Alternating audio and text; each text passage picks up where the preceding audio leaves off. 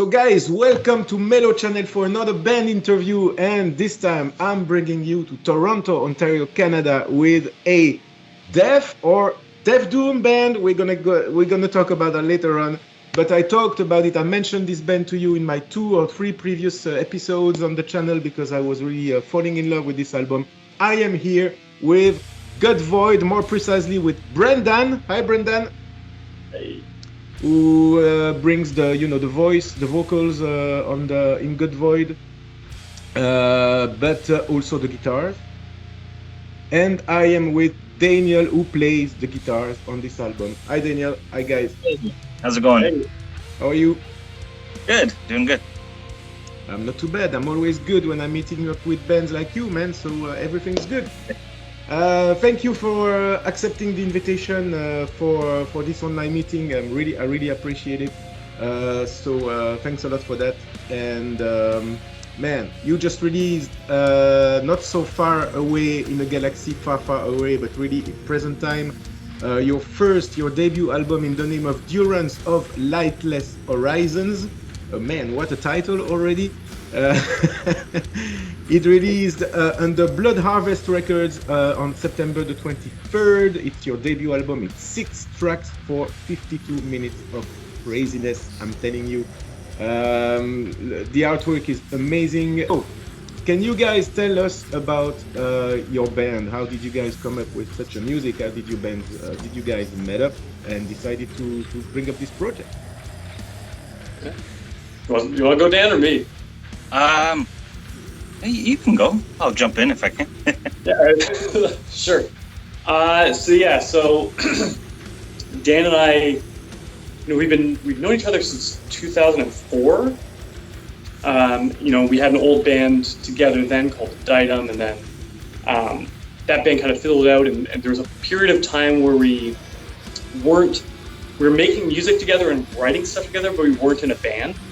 And then one day we were just hanging out, and we kind of came up with the idea, like, hey, we thought of this name GUTVOID, thought it was really cool, and we're like, do you want to start up another band? Just at that point, it was going to be just like a studio thing. We'll just put out whatever, an album or an EP or whatever came about. And at that time we were influenced by Crips, Spectral Voice, and Blood Incantation, and of course, Debbie Lich. We're like, yeah, let's just do something like that, see what happens. And we kind of sat on it for almost a year, just talking about it, but nothing happening. And then I think all of a sudden, a bunch of songs just started to kind of pour out of us, and we ended up coming out with what was now the Astral Bestiary EP. And we just put it out on Bandcamp just for fun, almost 3 years ago now. It was October 28th, 2019.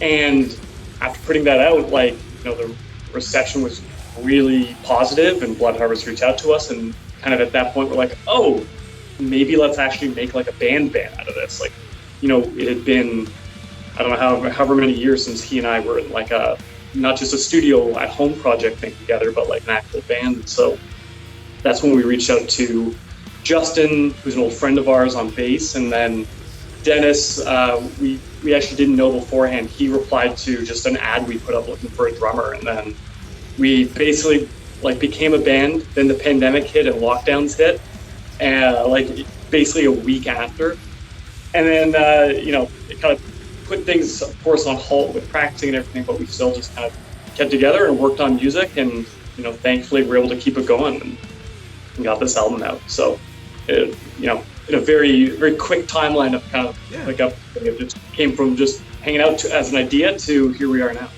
So yeah, that was really fast, man. Yeah. Everything, all of that, in a couple of years. It was from the time you brought up the band to the time of you released the album, just a couple of years, basically. Yeah, I think Blood Harvest reached out pretty quick. I think in a month after we put it out or something like that. I would say even shorter than that, probably. I think it did happen compared to other bands this relatively pretty fast. Everything's happened. But it's the label himself who contacted you guys after listening to your work. Yeah, Rodrigo, the owner there, really nice guy. Yeah, he's great. Yeah, just shot us an email. Like I remember, Dan and I, we put it out. We're like, it's fun. We got this out, and then I can't remember who messaged who, but one of us was like, holy shit, like check your email. Yeah, we didn't expect anything. We weren't expecting anything from them. Actually, the funny thing, when we first came up with the idea, we were joking about like, yeah, we'll put something out, like, no one will listen to it, but we'll be happy. We'll put something out, and so it's very, it was surprising but very fortuitous that people enjoyed it, and Rodrigo reached out. I can't imagine the feeling that you had, guys, when you saw the email saying that, well, it's coming from Blood Harvest and you're interested in our music. Well, especially so fast, fast. That's crazy. So it's just one proof, guys, that the music that this band delivers is really crazy, And I was saying before I started recording this video that when you listen, I already told you also in my previous episode, when I discovered the album, when you listen to it, you have the impression that it's let's not say maybe a super old band, but a band with already a lot of experience, of recording sessions and everything, because the work behind it is really crazy. And if you guys see, for example, bands such as Temple of Void, who released this year the fourth album, it's you have the same quality there, it's really great, And everything is working fine for you guys, and I'm sure that this is your first, but it's not gonna be your last album, and I'm sure that we can hope that in 2 years a sequel arrives already, because you're working so fast, everything goes so fast for you guys. So. No, well, thank you. We appreciate hearing that. We really appreciate from the start of the EP and everything, like everyone being supportive and enjoying it, and especially with this album, like hearing that, like it's thank you. We really appreciate it. No problem. It's really, I really say it from the bottom of my heart. Really, it's really I'm really being sincere. So if I say that, it's really that I think that as well. I'm not a professional reviewer anyway, but it's just my pure opinion. But I'm not the only one. I read many critics reviews on the internet, and everybody says the same. This band is a killer, and they're gonna kill, in the years to come, because they did such a great work, man. Crazy, you deserve it, and you deserve to be known. So guys, if you love metal, just don't miss this album. I will say it 1,000 times if I need to. Don't miss this album from GUTVOID. And GUTVOID, by the way, why GUTVOID? Why? Our obsession with food? I don't know. We were eating while we came up with the name.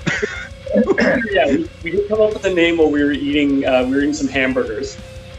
But like it's when you hear people, some people misconceive it as like GUTVOID, like an empty stomach or anything like that. But it's really, when we came up with it, we're trying to think.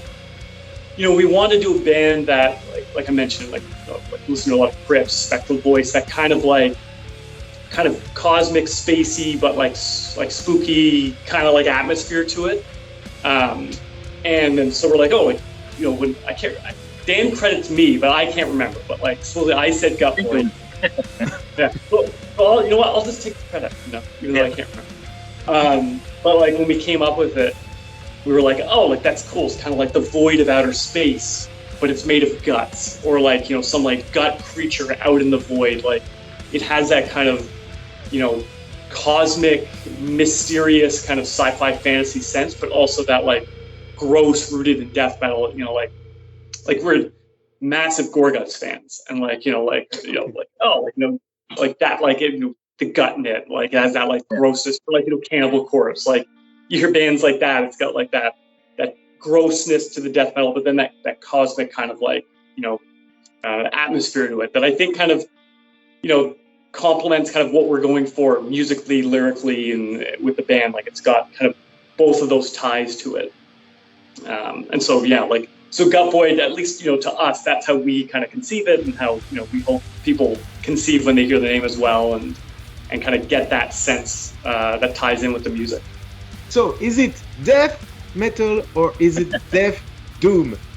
because I'm a little bit lost here because as I said before we started here, pure traditional death metal is not really my cup of tea in general. Maybe few exceptions, but for example, I can't listen personally to music like Cannibal Corpse. I just can't. It's to me it's lack of melodies. It's really too much, always the same thing. It's but your music is not. I don't feel the same way about your music. So for you, how do you describe your music? I'd say definitely there's a death metal influence because we love death metal. We're influenced by death doom bands like the ones Brendan mentioned, Crips, and older bands. And there's also a little bit of progressive influence in there as well. So we love Rush and Dream Theater. But that's not like the intention of the music to be like fully, progressive. We just want to kind of hint at that. But I'd say we're death doom. That's what we're kind of going for. So you agree? It's death doom. Yeah. But yeah, because it's super long tracks. If you guys still haven't listened to this album, it's so as I was saying, it's 6 tracks for a total playing time of 52 minutes. So it's 9 minutes, 7 minutes, 6 minutes, 8 minutes, 5 minutes, and the last track's nearly 15 minutes long. And what the quantity of stuff happening there, in each track, but especially in this closing track of nearly 15 minutes, man, it's just a trip, And if you listen to that music with a good headset, believe me, I did the experience. Man, you're in a bubble. You don't exist. You are really feeling like you're like in I don't know how to say. You're feeling like you are imprisoned, in I don't know, within your mind, you feel like somewhere else, and you don't know. Almost like you're in a durance. Or in a cave. Excuse me? Almost like you're in a durance of music. Yes.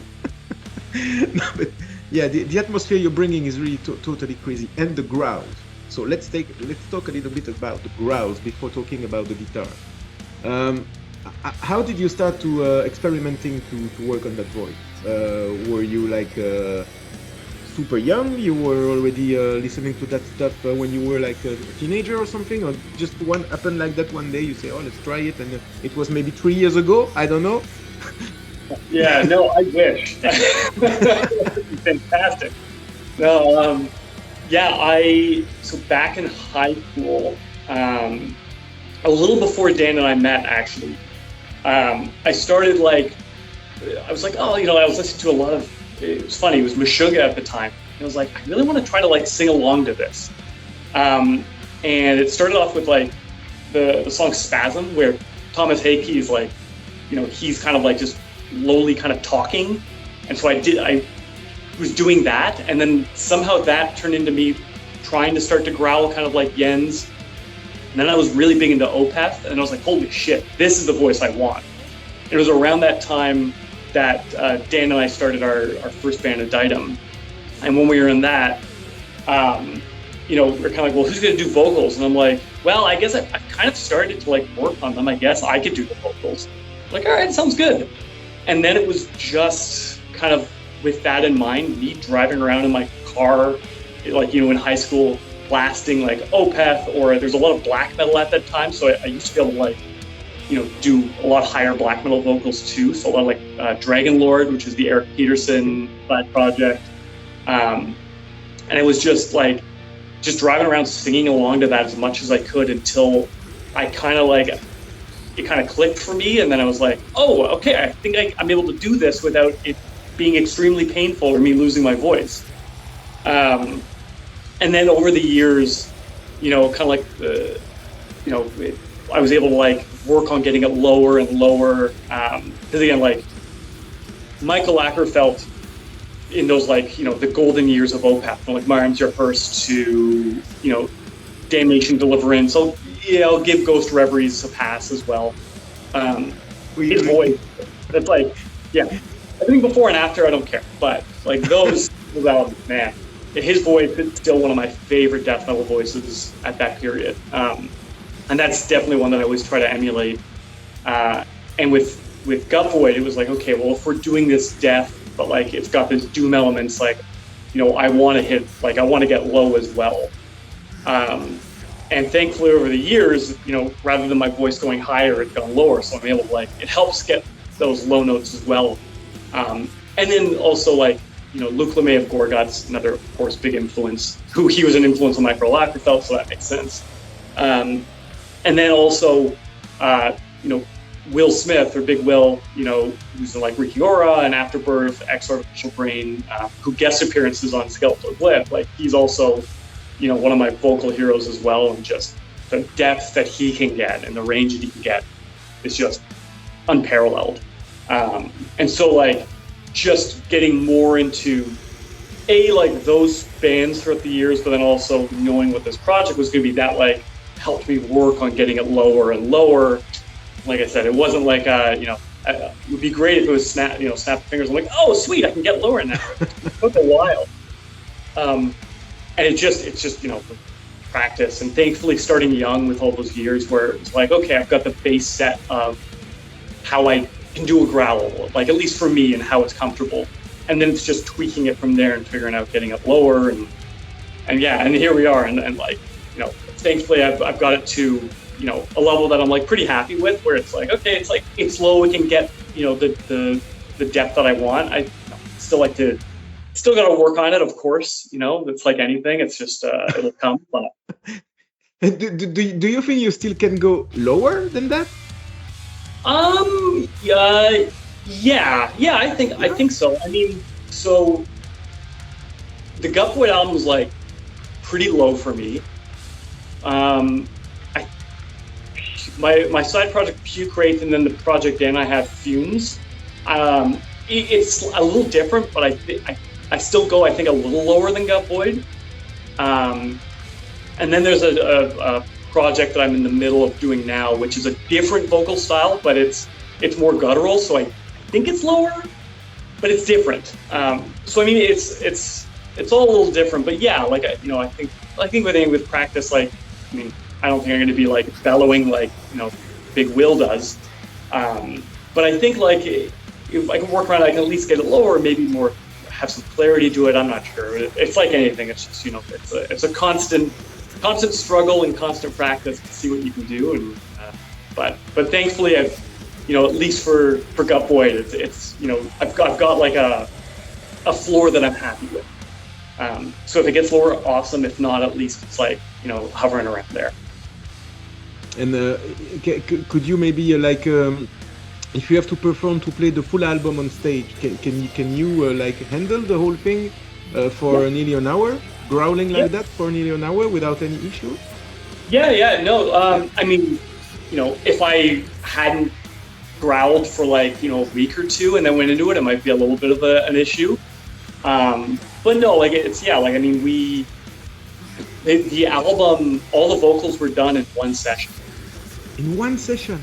Yeah, which is wild. I didn't expect it. I booked for 2, and I'm okay, I'll be able to get maybe 3 songs done and then come back in a week. But we were just on a roll and it was coming, and we're just let's do it. And there's a good secret that Big Will told me about beforehand, and it's chocolate milk. If you have chocolate milk, it helps kind of keep the voice both lubricated, but also it doesn't. It's hard to describe. It doesn't make it thin. Milk's kind of thick and viscous and coaty, and so in between songs, I had a big thing of chocolate milk, and I would just have a couple sips, go in, do the track, and then have water in there, but kind of in between each song, I would just do that and kind of help keep it coated. And it's like I said, I didn't expect it, but it was great that we were on such a roll and I was just able to do it. So yeah, I mean, doing it, if it'd be great, and we're hoping to be able to play the full album in its entirety at some point live. And yeah, it wouldn't be an issue. Now we've never been touring musicians, doing that back to back for some extended period of time. That's a different story, but yeah, no, doing that would be exciting. And like I said, hopefully we get to do that pretty soon. But at some point, that will come at some point, right? Because it was also COVID time, for 2.5 years. So of course everything was stuck. But I guess at some point you're gonna hit the road, you know, within Canada maybe first, and then maybe in the US, and then maybe someday in Europe, you know, and then in Belgium, and then you know, we can meet up and grab a beer together, you know, and maybe at some point that will happen, man. So I wish you all the best anyway, and I'm sure for you that will be really successful in what you do, and I'm sure you will. Yeah, I'm sure you will. Thank you. So for you guys, the youngsters of you guys who are watching this video, if you are young and starting to practice growls, so you get a free advice here from the vocalist of GUTVOID saying that grab your chocolate milk. That was free, man. That was a free advice from a professional, you know. Hands down from one of the best in the business, from Big Will. So, you know, I'm just happy to, you know, like pass it on to others. Happy to share. Happy to share. So guitars. What about you, Daniel? When did you start to play the guitar, and what clicked in your head to say, I want to perform, to play some metal, more precisely some death metal? What can you just tell a bit about your story? I started playing when I was 14, so I've been playing for 24 years. And the reason I started playing, I was listening to Metallica with my friend Kyle, and we're like, we want to do that, like play. So he, I think he had an acoustic already, and he started taking lessons, and then he showed me a couple of things, and then I've been self-taught the whole time, so then he just showed me a couple things, and then I went my own way, and just been doing that since. And death metal I got turned on to just from, I guess, from Metallica, like, listening to heavy music, and eventually that leads you to heavier music. And I just like, for me, it's the odd, I guess the harmonic side of it, the notes that they choose. It's just weird chromaticism, and there's something about it, the tone, that just drew me into that style. Yeah. Okay. And as well, man, you performed really great. Guitars are amazing on this album as well, you know, basically everything. The drums as well, so if you can please say send my regards to your drummer boy as well, you know, saying congrats from me, you know, and yeah, just wish him all the best as well, and congrats from me, you know, that the drums are amazing as well on this album. And I noticed something, I did maybe something like 15 20 interviews on my channel to this day, and there is no interview when well, basically in every interview on whatever subject or whatever question I asked, the band always mentioned at some point Opeth and Metallica. It's crazy. It's two bands that always come up in my interviews, whatever the question is, whatever the subject is. The band talk about at some point Metallica, at some point Opeth, especially Opeth, all the time. And you know, yeah, Opeth is my personal favorite, so it's actually the band who brought me to metal. So yeah, they're definitely an influence us in getting into heavier music as well.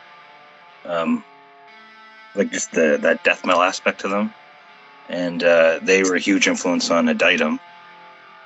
So yeah, and then Metallica, the drummer Dennis is a huge Metallica fan, and Justin is, yeah.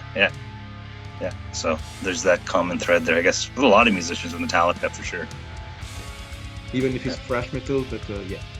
Yeah, even in, like, I would just say getting started, Metallica definitely one of the more popular bands that would get someone playing an instrument. Would you say that it's possible for a human being to get into metal directly into death metal, or is it like a ritual of passage, you know, between more easy listening music to get to death metal, or do you think that people can actually go into death metal directly when they go into metal? What's your opinion about that? I think from what I've from talking to other people, it's always been like a transition from, I don't know, Metallica, say, or Megadeth, and then they find a heavier band, and then so on and so forth. Or Slipknot, for, like, I guess our generation kind of grew up with the new metal stuff. That led a lot of people into heavier music. I haven't met anyone who just got into death metal. I'm sure they're out there, but it's always been from, like, rock, metal, and then thrash, death metal, black metal, then it just goes off. exactly. For me, Yeah. for example, it was at the start, the very start, Pink Floyd, like a lot of people, I guess, so we are into prog there. Then Yeah. it was Porcupine Tree, and from Porcupine Tree, for me, it was Opeth. And I started with the Yeah. ballads, the ballads of Opeth. And at the beginning, I remember that I had really difficulties to accept the growl, I was saying, oh, what is that? What is that? And then just one day, just like that, it clicked, Yeah. And I can't remember in my mind, in my memory, how it happened, that I changed my mind about the growls, because in the beginning I was really, what is that? I can't listen to that, And one day, bah, you accept it, and then you just can't get rid of it, When I listen to music now, even in metal, there is no growls. I say, miss growls, man. Yeah. I don't know what happens, I don't know what happened. I just did nothing. I don't know if it's an acceptance, if you maybe understand that the growls as to be considered like an instrument, like guitars, drums. Yeah. Then you accept the vocals, the growls as an instrument more than vocals, and I don't know, maybe it's that, I don't know, but it was really, for me personally, it was just one day to another, and I said, wow, it's great with growls, actually. Exactly, yeah. It is like a guitar, like it's a distorted voice, sort of, like a distorted guitar. It's very rhythmic, especially with the drums and the guitars, and when they're all together, just a unique sound. Yeah, exactly. It's like a group of different elements there, and when this element is not there, you feel that something is missing. Yeah. Like I can't listen to instrumental death metal; it has to have the growl. Yeah, with the exception of like, if like there's some bands that have like an instrumental track, like I mean like just a track. Like From Skin to Liquid by Cannibal Corpse is like one of my favorite songs of theirs, and it's an instrumental. But like that's a rarity. But I can't. Yeah, I'm the same as Dan. Like I used to be able to listen to more instrumental stuff, but now I miss the vocal part, because similar to like I like what you said. It's like a different instrument. It really is. It's different. It's just a different form of expression that's part of the music that creates the whole of the music and gives the atmosphere, gives the feeling that the artists are trying to convey. And I think it's just part and parcel to it, And it's funny, just when you said when it finally clicked for you, I remember a friend of Dan and I's, Troy, he got into Meshuggah back, I would have been like grade 8 or grade 9, something like that. So this is going back like 2000s basically. And he showed me this band Meshuggah, and I was like, this sounds so stupid. These vocals are so dumb. Like I dismissed it and didn't like it. And then I heard the song Transfixion by them, and the guitar solo was very very Alan Holdsworthy.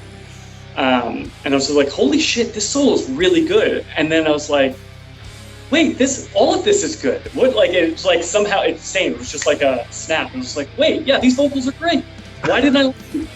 And then, like kind of like as Dan said, like that opens the gateway, and then it's just, and then you're gone forever. You never come back. Exactly. Yeah. I remember the first time a friend of mine made me listen to Cradle of Filth. So we are more into the black metal vocals, but I was saying, what the fuck? What is that? I don't understand a damn word of what the guy is saying. It's what the fuck is that? It's not even music. And now I just love it. I just love it. With the symphonies and the melodies all over. You have so many layers there. It's like you have a mattress. Then you put a second mattress, then another mattress, then you put a blanket, then you put a mattress and a blanket, and it builds up really the whole thing, together. As you were saying, that Daniel, it brings the full atmosphere. Yeah, because like you're trying to, I guess, from a death metal aspect, you're trying to convey something dark, disgusting. A regular voice just wouldn't work. So you gotta have that growl, that whatever that sound. But sometimes when we have the growls, but also clear vocals in the same time, in the same track, it brings also something different. It brings like clarity into this darkness, and you have the impression that you have this duality between darkness and light. Always this eternal fight between the good and the evil. And I love it as well when there are clear vocals, but especially when there are harsh vocals as well. When they are both there, it's this conflict, this internal conflict of good and bad and dark and light, you know, and I don't know, it's something that I just can't get rid of now. And as you say, once you are in there, you never come back, man. You never come back. If you knew the number of vinyls I have in my collection that I want to sell, you know, that I want to get rid of, because it's not metal. Because before I was into metal, it's something that I can't listen to anymore. So it's just when you have a foot in there, you never come back, you know. Yeah, you're hooked for life. It's so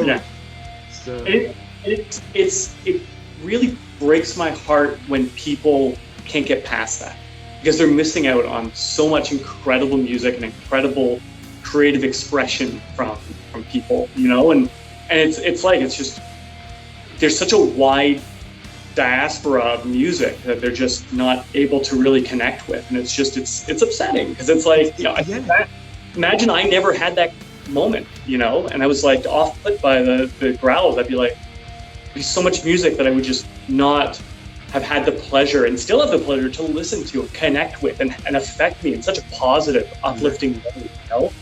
I think, and you know, that's the other thing. I think a lot of people look like, oh, this is like, you know, if they want to like put this negative music, or like, you know, it's bad, it's not conveying anything positive. Yeah, it's satanic, like all that. It's just like, it's so silly. Like I you know, I'm the happiest, and I feel the most like positive when I'm like just blasting some death metal or playing death metal. You know what I mean? Like both like listening to it or creating it. It's invigorating music. Yeah, it really is. It really is. It's, again, like, it has so many different areas of expression within it, and different feels, and like musical motives, lyrical motives. It's just, I don't know. I think it's such a wonderful creative landscape that I wish everyone could see the benefit to. And it's great. It's great now that like metal is, I think, a lot more not accessible, but I think it has a wider audience than it maybe ever has, which is great. You know, like, and especially with, you know, the age of telecom that we have and everything, and like, you know, social media that lets people to really get to hear a lot of bands that otherwise they might not have heard otherwise. It is really great that so many more people are listening to metal. It's just, like I said, it just breaks my heart when people write it off, you know. Because I share exactly your opinion, man, because most of my close friends can't listen to metal, and I say, damn, you don't know what you missed, man. You don't know the feelings it brings you, you know. And I was like you. I said several years ago, I was like you. I couldn't listen to growls. I was saying, oh, it's just noise, you know. And when you get past to that, and you realize that it brings you so much. As always, as I say, you know, so always a roller coasters of feelings, you know. Even within one track, as I always say, you know, you go down, you go up, you go down. It transports you, you know. There's no other music that is capable of doing that for your self, you know, yourself inside. You know, no other music can make you feel that, you know. And sometimes I try to insist, I try to convince myself, say, come on, listen to that, listen. Oh no, I can't. Come on, make the effort, just listen to that track. No, I can't. They're just closing up, you know, just because they think in their head that it's noise, that it, I don't know. Do you think that all the bands are killing chicken on stage? Do you think they drink blood? They pray Satan? No, they are the most happy people on earth, you know. It's just remove that from your mind, you know. And it's also the same, you know, when before you're getting into metal, when you are in autumn and especially in winter, you feel like depressed, you know. You don't like winter, it's cold, you know, you have no leaves on the trees, it's really sad. But since I'm into metal, I love the fall, I love the winters so much I never loved before, you know, because it's so great. You go for a walk in the woods, you know, it's really, you listen to black metal, then you're chilling at home, you put a death metal album, you know, and it gives you such an atmosphere, you know, and you feel happy during winter, you know. And I'm starting to love fall and winter more than spring and summer now, because I'm too much into metal, man. I don't know if it's the same for you guys, but is there a special spirit in winter for us metalheads, really? I was just gonna say, I'll let you take Winter, Dan, because I just remember when we were really into Opeth, we'd always listen to them around wintertime. Yeah, there was something about the atmosphere that they created. Aesthetically too, I think. And autumn as well. Like to me, like now I'm looking out my window and like I see the leaves, a couple trees across are all red, and it's like I just want to listen to Still Life.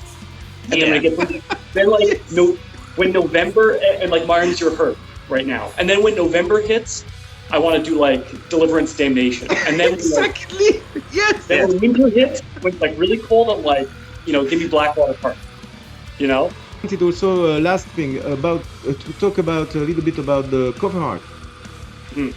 Is it who is responsible? I have to confess that I didn't check, but who is responsible of the art? Yeah, it's Adam Burke, who also goes by Night. Yeah. That's why it looks so fucking unreal. But is it like painted? Yep. Oh yeah, that's a real thing. Yeah. Here, hold on. I have the book. Brendan had something special. I don't know how to flip my screen, but wow. Yeah. Oh, it's fucking beautiful. Yeah, it is. Man, no pun intended. It's a work of art. And how did it happen? Is it you guys who contacted him? Yeah. Yes? Yeah. So when I came up with the album title and then threw it to the guys, everyone's like, "Yeah, that's cool."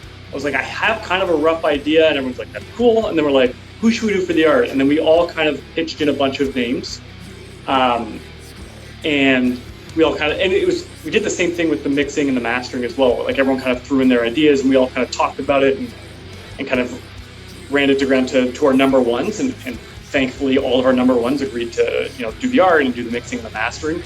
And so we reached out to Adam, and he was totally down to do it. And we had a couple, just a couple back and forth emails, just with like I did a real crude hand sketch of the idea, and then he threw some stuff back, and then we threw some other comments back and forth, and then he just went and did it and made it 1,000 times better than anything we expected or he thought it could have been. Like, I remember I was out getting dinner with my wife, and I got a notification, and he's like, "Hey, here's the first it's still a work in progress, but here's the painting of it so far." I remember looking at it, and I was like, "Oh my fucking god!" I was like, "Look at this," and she looked, and she's just like, "That's insane." And I remember we were walking to our seat to sit down to eat dinner, and I just couldn't stop looking at my phone screen. Just crazy. It's like, you did such an amazing job. And I feel like you might get to this, but that's part of the reason why we're like, no logo, no album title. Like, I love the art speaks for itself, I love it. You just have the art. That's it. Yeah. I love it. It's more immersive, It's really, when you look at it, you really go deep into the art. You don't have anything that catches your attention else than the artwork. If you had the logo, you wouldn't get the detail, and you just wouldn't. I don't think it would affect the same way that the logo. I totally. If I were a band, if I was in a band, I would go for that as well. I just want a nice artwork, no logo on it. That's really. I totally agree. Yeah, it's just like, man, like as Dan said, you lose things in it. As you said, it'll distract you, but also I think having it there, when you get the vinyl, and you open up the gatefold, and it's just the art. You know what I mean? Like, you can just look at it. It's just I love that. I love that. So spoiler alert! When you're gonna open the vinyl, you will see the whole art in the inlay, in the inside. Yeah, on the outside. Yeah, that like the CD booklet. It will be. But like. Yeah. So inside we'll have the lyrics and all that stuff. And so it will come up in the end of January, right? Yeah, January 27th. Around that time, it should ship out. Yeah. Can I ask you for a favor, a big favor? Sure. Can I buy my vinyl directly with you guys, and you send me a signed copy of it? Of course. Sure. Really? Well, yeah, of course. No problem. Yeah, of course. 100%. Wow, we'll find it all over the nice artwork on the front. No, not all over. Brendan he'll do Rings of Power. Rings of Power rule. Yeah, if you just can put something like remembering this conversation, that would be really nice, to keep a memory of this moment, because I have had such a nice moment with you guys. It was you really, as always, I know the band. I have this feeling that when I contact the bands, I know that the guys behind are really super friendly, man, and that's no exception here. It's one of the best conversations I've had with musicians because you might not see it because maybe I cut the parts, but we have been talking for 30 minutes about Lord of the Rings and Star Wars. So that's amazing. But that's from my memory. So guys, you won't see it, but just to let you know that we had such a nice conversation about nerd stuff, with regards to cinema, Star Wars, and Lord of the Rings, and whatever. So yeah, if you can put a note, in signing that, just to remind that, and when I will be on my dying bed, I will look at it and say I remember, and still remember that conversation, Just collecting all the vinyls as you pass away. Yeah, the best thing we can hope for as music lovers is that we die and then are buried with all of our vinyls. Yeah, but I don't know how many you have, but more than 600. Oh, yeah. You're gonna need an extra coffin or something. Yeah.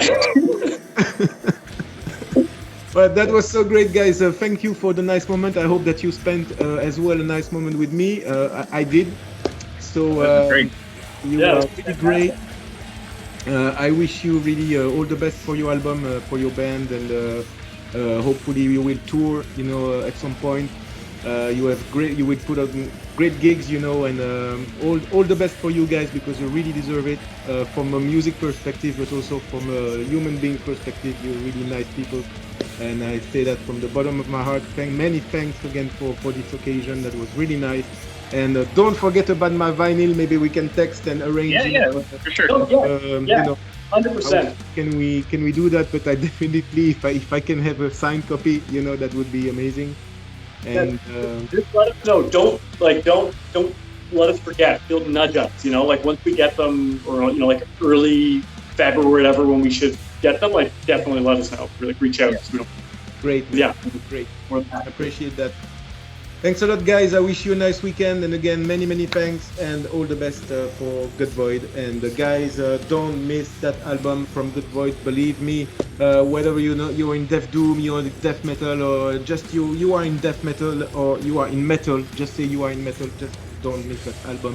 Just for the atmosphere, the vocals, the guitars, the way, just chill at your place. It's really dark outside. You just chill. You put yourself in the mood and put that album really a little bit loud, and just chill and enjoy that sound because it's a great sound. It's a great band. And look at those guys. They are a great band. Again, that's the proof of it now in this video. And thank you again, Daniel. Thank you, Brendan. And I will see you on the other side. Ciao, guys. Thanks. Thank you.